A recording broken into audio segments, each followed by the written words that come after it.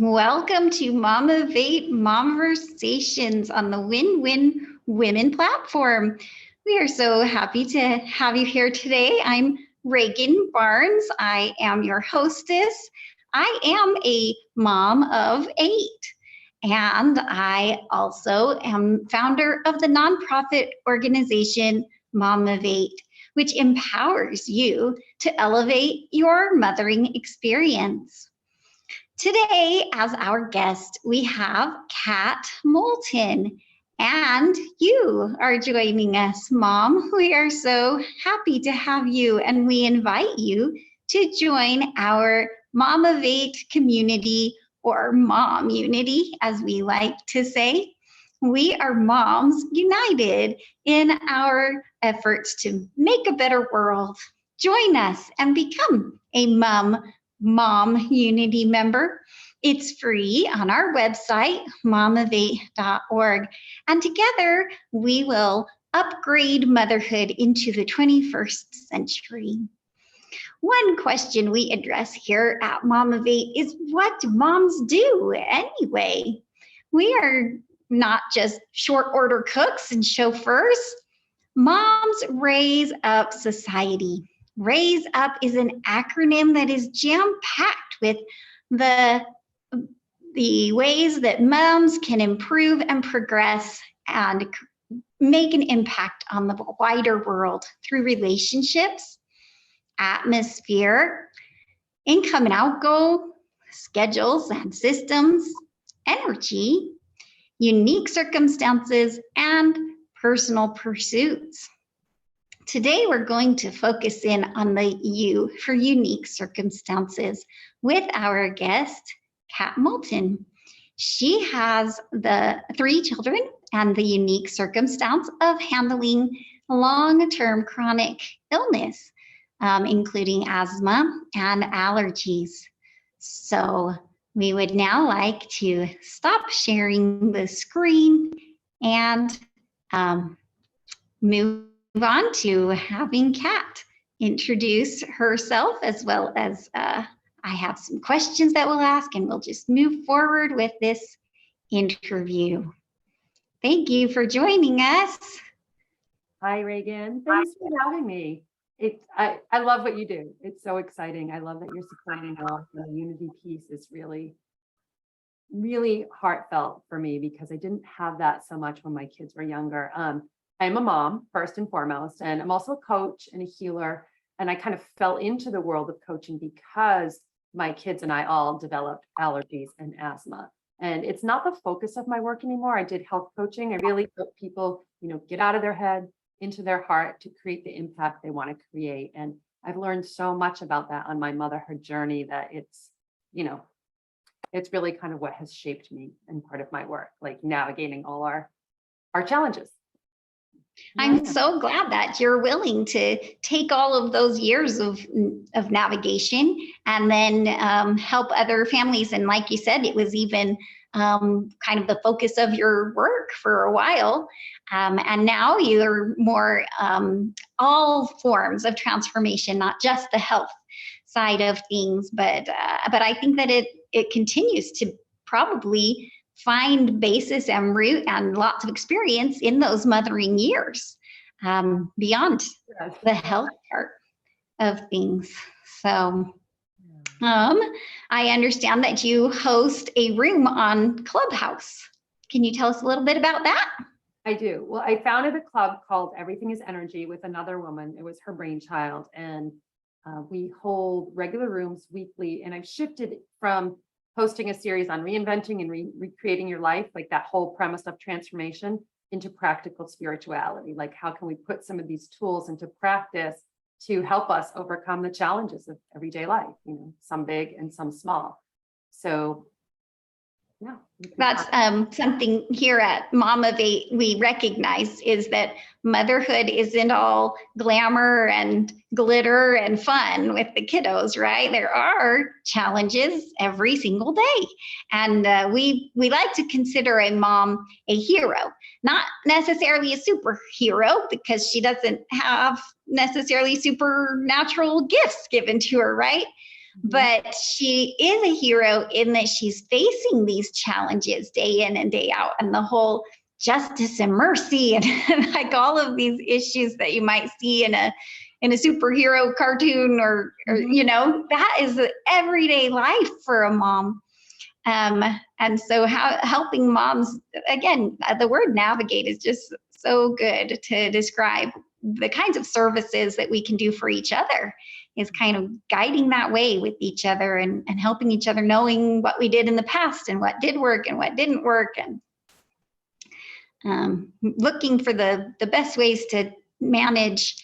Some things are long-term, and it is more a matter of management rather than overcoming, right? But then when we do meet someone who has overcome, being able to learn from them. And I feel like that's about where you got, right? With the asthma and allergies, you got to overcome that. Right, we did, because actually after many years, the kids tested out, or maybe that's not the right word, but did challenge tests and don't have most of them anymore. There were a couple that one of my sons had before, like all the environmental illness that we face, that he still has more mildly, but you know, we supposedly outgrew peanut allergies and egg allergies and chicken allergies. We had so many, like I really got really good at cooking gluten-free, dairy-free, egg-free, soy-free, all the frees. What was left? You know, someone said, do you just eat ice chips? And I was like, no. But, right. Yeah. Fortunately, you know, we outgrew most of that. So, but I know, like in hindsight, some of the work and the investigative work that I did, and that it was caused by some environmental toxins, because none of us had them before. And that was really a challenge. It wasn't just the allergies and asthma, but trying to figure out where this came from for all of us, and that no one really believed me or would help me, and just tried to dismiss some of the things that I had to say. The years were challenging. And then, like, you know, with anyone who goes through a hard time, sometimes the ripple effect of that can play out for years or in different people. Yes. But it caused a lot more than just allergies and asthma. And it's been hard at times to flip the switch on it, but I've learned so much. And I'm really fortunate that, you know, my kids are doing fairly well, all things considered, and most of them don't have the allergies, and we don't, all four of us, need to carry EpiPens anymore, which is great, you know, so there are silver linings. Yeah, that's a big deal. So would you take a few minutes to describe some of the major tools that you found that were really transformative in helping you cope with the challenges and eventually overcome? So for a time, I wasn't very good at coping. Like, I'll be completely frank. Like, I was a hot mess. I don't even think a hot mess. I was just a mess. And I yelled at the kids a lot because of that, and caused a lot of damage, I think. And one of the tools was eventually finding good support, like other moms to lean into, to just bounce things off of and know that you're not alone. And even though that they had different challenges than mine, they were going through challenges also. And it kind of normalized some aspects of it. So that was a big thing. Yeah. Other challenges was in looking for answers. I mean, I fell into health coaching school. I was looking for nutrition program because I was doing all this research. I thought, well, maybe I should get some credentials behind me, but I didn't vet the school properly. And it was a coaching program, which is not a bad thing. Sometimes everything happens for a reason and unfolds as it should. But I learned a lot more about health and nutrition. And I think one of the tools that helped me cope was, you know, that persistence to figure out what was really going on, because whenever we fixed something, we still had some recurrent issues come back up, and that was most frustrating. And after a while, one of the things that helped was just getting quiet and doing a lot of reflection writing and turning inward to really see what could I do different? What was really going on? What part of my ego was in the way? What couldn't I see? You know, we all have blind spots sometimes, and just so taking that quiet reflection time was really helpful for me. Oh, that is really helpful to realize that. So on the one hand, it was reaching out and meeting other mothers who could validate what you're going through. And then on the other hand, it was looking inward and taking time to process various, was it emotions necessarily, or was it more dietary, or what kinds of things? Well, I think, with what was going on in our house with, we had a lot of what we didn't know for a long time was low level carbon monoxide exposure and some more. Oh, I think, I remember one of my sons in second grade came home and he was having trouble swallowing. And I'm like, I swear it's the peanut butter. Like, you just know, and like throwing it. And eventually allergy tests showed that, but it was like learning to trust that, because the outside world's like, no, it's in your head. No, no, no. You all can't be experiencing so many symptoms. I'm like, but we are, so right. that's why getting some support was helpful, but really turning in to listen to inside. And what do I need to do next? Like, who do I need to see? And some of us like, will go to an allergist, and call another HVAC company that, you're not getting satisfaction with one, call somebody else. And just, it was that quiet time and listening to the inner voice that prompted me to keep going when everyone else said, no, no, no. And we had a lot of environmental issues. So I don't know. I don't know if that answers your question, but No, I yeah. did talk about this stuff. That's great. No, I'm glad you're willing to. Thank you for taking this time to share what could be, helpful to another mother who's going through something similar.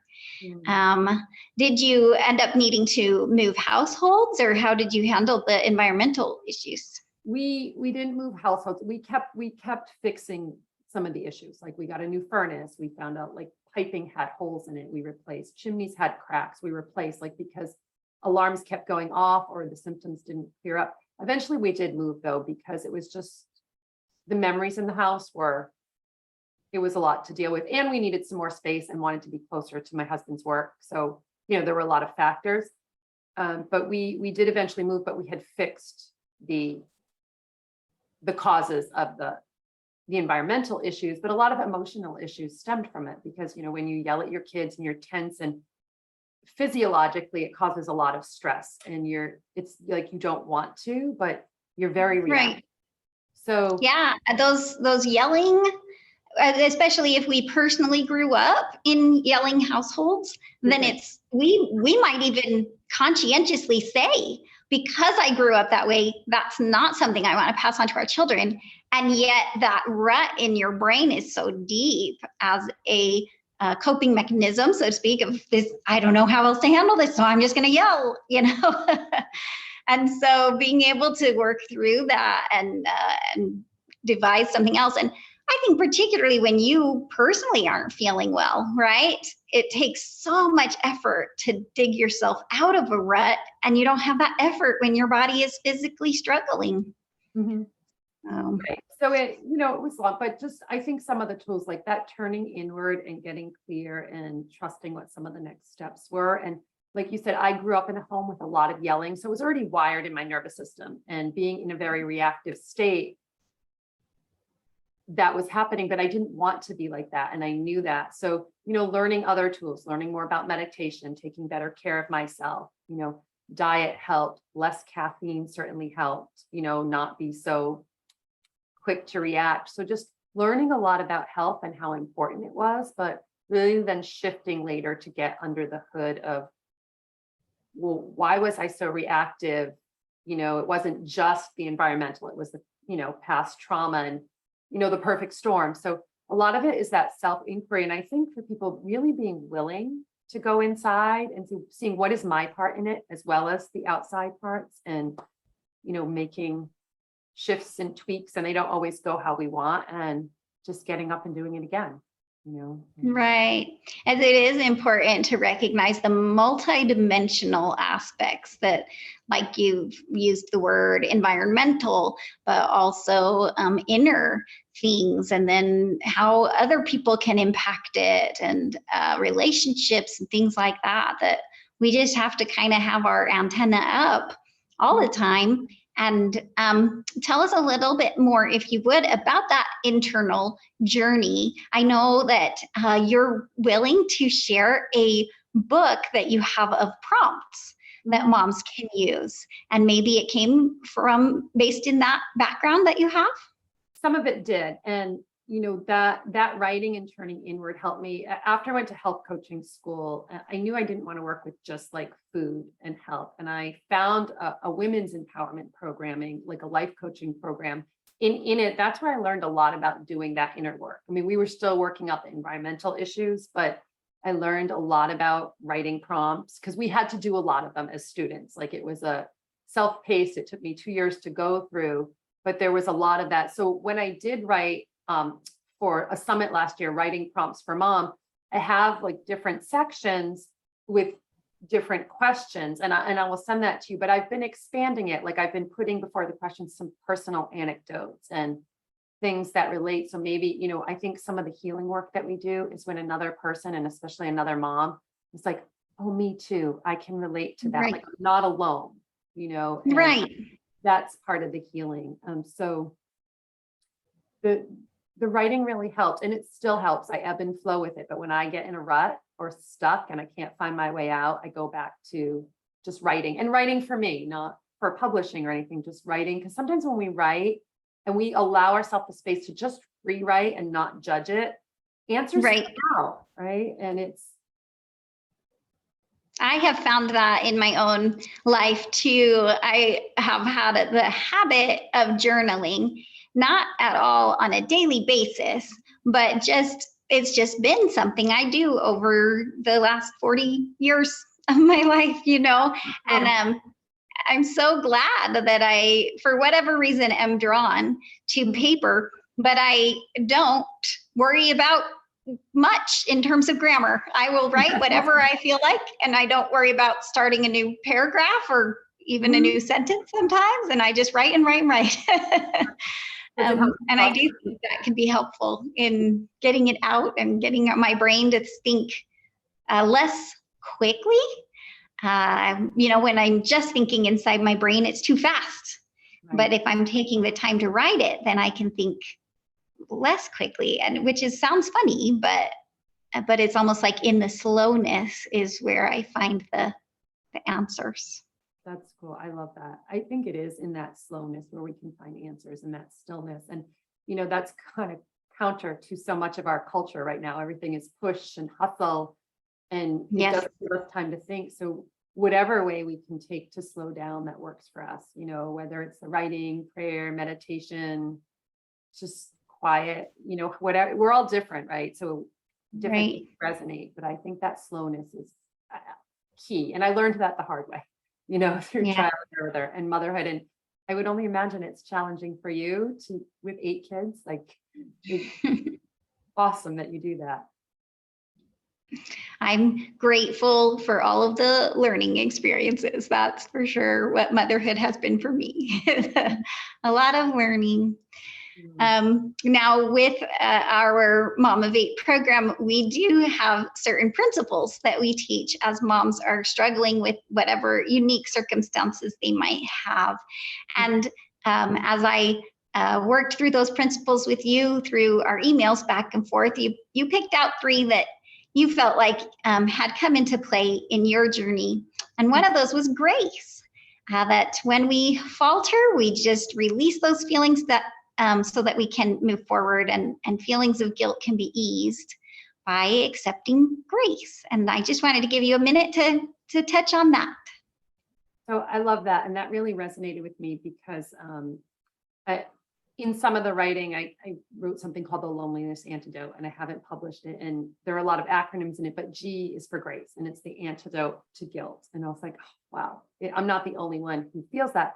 But it took me a long time because in some of the struggles, it really shifted the faith that I have, in God or something bigger than me. And I've come back to it, but in a different way. And regardless of that grace, we're the hardest people to give that to. So I found that let go of the anger or the mistakes and things that happened. The only thing that really worked was grace, right? Just allowing space for that. And there's a Max Lucado quote that I love, and it says, grace is the voice that calls us to change and then gives us the power to pull it off. So when we really want to change or transform our behavior, sometimes it isn't anything we do. It's outside of us, right? And that was a powerful lesson for me over the years. That's wonderful. Thank you for being willing to share that. Another one of the principles was instincts, that we do have maternal instincts, and being able to trust those and then grow them into confident capabilities. It sounds like that story you told about the peanut butter might fit in with that. That was one of them. Yeah. And another one, that comes to mind over and over, because when we had fixed a lot of the carbon monoxide issues, or so we thought, we were still having problems. And the instinct, that mother instinct in me, I'm like, there is something else wrong. There's something wrong with this brand new $7,000 furnace. And everyone was like, no. Specialists we brought in. And it took me a long time because it created so much self-doubt, but I don't know what it was, that little voice inside of me. I trusted it and pushed. Like I called the manufacturer, and it turned out they had put the wrong burner on the furnace, and it was still creating a carbon monoxide issue. And so, oh my goodness, one of the gifts in that was like, it helped me learn to trust myself more, that even when the whole outside world is telling you no, sometimes, especially as a mom, and when it pertains to our little ones, like, we know, it doesn't matter what anyone else is saying, we know. And I think one of the messages I'd like to share with other moms is to just trust it. Even if, you're getting a lot of no's or flack from the outside world, that instinct is powerful. And I don't think we're taught to trust it enough in our culture as moms anymore. Yeah, in many ways, we're taught to suppress those instincts instead, because other things seem more convenient or more important, and so I think, yes, you're right, that need to have that message of trust your instincts is really important. And finally, we at Momversation, we encourage moms to accept help. That your instincts might be telling you to seek out help, and being able to kind of be the squeaky wheel, and then as help comes, being gracious about it and realizing that people want to help you, so letting them help, knowing that it takes a village, and that loneliness really only makes the load heavier. Do you have examples of accepting help? I was really resistant to accepting help for a long time because I had negative ones. But I remember when my kids were little and I was struggling with postpartum after my third one, there were a few moms. I was in a mom's club, and it was hard, but they offered to clean my house. And it was a big deal at the time, because it was one of those, I'm going to accept help and let people help me. And, a stepping stone into slowly incorporating different types of help into my life over the years with my kids, and just in general, because we're relational beings. We're not meant to be a lone wolf or do this all alone. So I think I love what you shared about the Mom of 8 and the value around helping. I think if we let ourselves receive help, it also helps our children and our families. Absolutely. And our children, we would want them to accept help, so they see us modeling that, and it gives them permission, so to speak, to accept help. Well, I just want to take these last couple of minutes to thank you, Kat, for coming on. And as Kat mentioned, she has a book she's willing to share with our Mommunity, and I'm so grateful for that. And we will find a way to distribute that. If you are not already in our Mommunity, please go to our website, and it's right there on our front page to join our Mommunity, and we will get that book distributed through email. And we do want to encourage you, if you are watching this as an archived show, please join us live. We are live every Saturday at 3 p.m. Pacific time.